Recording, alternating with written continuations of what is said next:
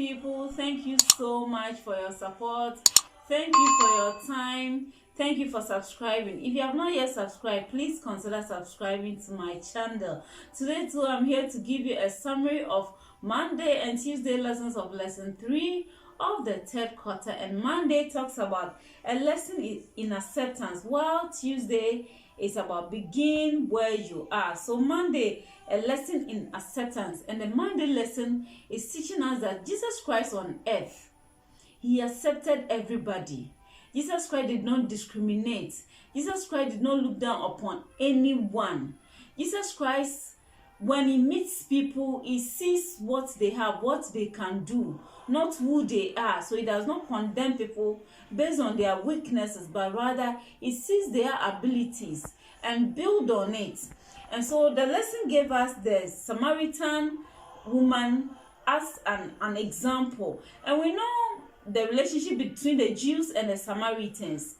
One thing is typical of a Jew will not even use the roots, their roots, to talk of meeting a Samaritan person and even having a chat with him or her. But Jesus Christ used the roots, met a Samaritan woman, asked her for a drink, that is water, and have that long chat with him. When the disciples, when they got there and met Jesus Christ chatting with the woman, the lesson says that they were surprised that Jesus did not allow himself to be drawn into a religious debate.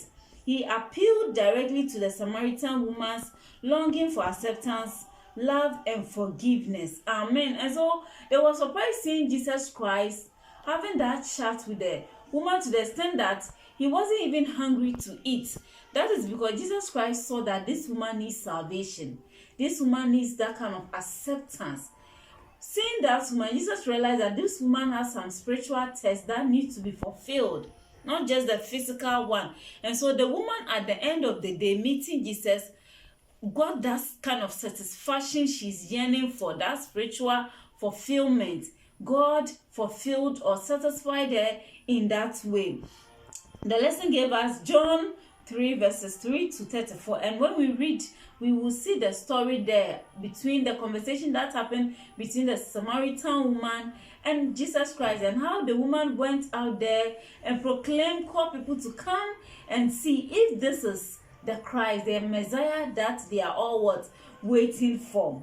The eternal lesson that Jesus longed to teach his disciples and each one of us is simply this: those who have the Spirit of Christ will see all men through the eyes of divine compassion. Ellen G. White, The Signs of the Times, June 20, 1892. Amen. We are moving straight to Tuesday lesson, and the Tuesday lesson says, begin where you are. Begin where you are. Most of us, we are waiting for an opportunity where we'll be traveling to some places to go and have evangelism. When we have friends around us, family members who don't know the truth, we have come to know. Our neighbors, they see us every day. We chat with them. We come into contact with them. What is happening? Why can't we begin sharing the message with our immediate family, with our friends, with our neighbors who are around us? Why do we have to wait for an opportunity to travel outside or to go somewhere to go and evangelize? What is happening around us that we cannot begin sharing the message where we are? Witness where God has planted you, rather than dreaming of better opportunities. Start with those around you. See with divine eyes the possibilities closest to you. Amen. That is it. Begin where you are. There are a lot of opportunities around you. Friends come to you. There's this friend who is not an Adventist or who is not a Christian. There's this Christian friend who is doing things which are not right. Why not witness to that person? Introduce Christ to the person. Don't wait for the church to say that, oh, we need some missionaries for Europe. Then you say, oh, I want to be part of it. I want to share the message of God. Is it Europe you want to go? Or is witnessing you want to do? So begin where you are. You don't need to be the most educated person in the world, the most eloquent, the most gifted. However helpful some of those gifts could be if rightly used. In the end, all you need is your own love of God and your love for souls. If you are willing to witness, God will open the way for you to do so. Amen. And so, my dear, you don't need to go through all the education process, have all the certificates, all the degrees before you can start witnessing. If you are willing to share the message, you might not be someone who knows how to talk publicly, but you can do something. That little smile you show to someone, that's how are you that concern you give, that gift, that food you shared with someone is enough to witness Christ to the person. Therefore, my dear, if only you are willing, if you are willing to share the message, God will open the door. So begin where you are. The lesson gave us John 1:40 and 41. Then John 6 verses 5 to 11. John 12 verses 20 to 26. When we read these verses, the example there is about Andrew.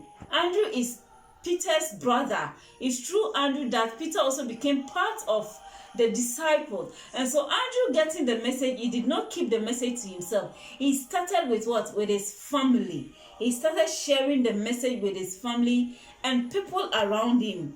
Andrew's experience speaks volumes to us. He began in his own family. He first shared Christ with his brother Peter. He developed a cordial relationship with a little boy who then provided Jesus with the material for a miracle. And Andrew also knew just what to do with the Greeks. Rather than debate theology, he sensed their need and introduced them to Jesus. Amen. And so Andrew, every time the spiritual eye he has is always seeing the opportunity to share Christ, starting with his family and people around him, neighbors and all that, without waiting for some great opportunity to go and stand on a platform and preach and shout so that people say, oh, this man, he knows how to talk. No, begin where you are. Your family is the first place. That early morning devotion is enough to introduce your family to Christ. We make friends for God by sharing Jesus. They become Christian friends, and eventually, as we share God's end-time message of biblical truth, they may become Seventh-day Adventist Christians as well. Amen. And so one of the ways we can make friends for God is to share Jesus with our immediate families, our neighbors, our friends, and the people we come into contact with every blessed day. Let's introduce Christ to such people. My dear, thank you so much for your time. Thanks for watching. If you have not yet subscribed, please consider subscribing. Share the video and also like and leave a comment. Thank you and God bless you.